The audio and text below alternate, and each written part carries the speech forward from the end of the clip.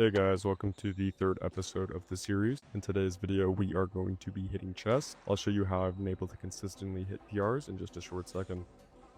So to start off, we have bench press. I always start off with just no weight at all, just to kind of see where my shoulders are. I then move on to a standard 135. I think most guys who have been going to the gym for 2 years can hit this pretty easy.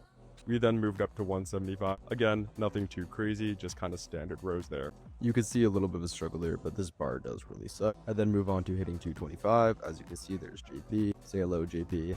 So pretty much when I start to struggle and I say, head, say Now this bar does really suck. There's a lot of resistance on it, and it just makes the bench press so much harder to hit. So in this video, I was only able to hit like 6 reps there. But as you can see, I obviously fail. My max on bench press has always been like 8 reps, but there's still an attempt.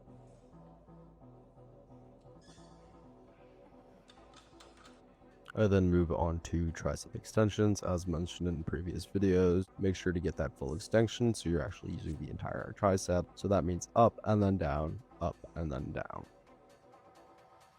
Here we then have incline bench press, which is gradually evil, but as you can see, my form is arching like a McDonald's sign. It's a little bit better here, but I still do hit the entire pec, especially that upper pec area, so there shouldn't be an issue. In the next exercise, we are hitting dumbbell presses. I absolutely adore dumbbell presses because they really let you focus on each individual pec. In this clip, I'm hitting 55, but I will gradually increase the weight as time goes on. Now experimenting from a different angle, I'm doing 65s. I think my max ever has been like 85 for like 4. So it is really just a general buildup of my strength here. When you're hitting the weight, you want to make sure that you're keeping your arms close to your lats just so you can get that full tension and full extension of the muscle. We then move on to 70s. This is the heaviest that I've repped for more than 5. And honestly, I do a pretty good job here. It is some pretty heavy weight, so just make sure you're being safe.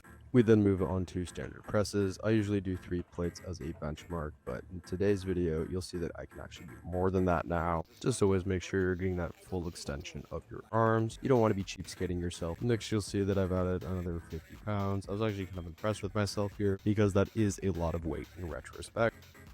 I then move on to chest flies. Flies are great because they're so mobile and basically anybody can do flies just because of the versatility. I usually do half a stack as a warm-up and then I move on to heavier weights. As you can see, the gym that I'm at actually has one of the handles missing, or at least the guard for the handle, which is kind of funny. So I usually don't do that upper handle there, but today I was kind of forced to do that.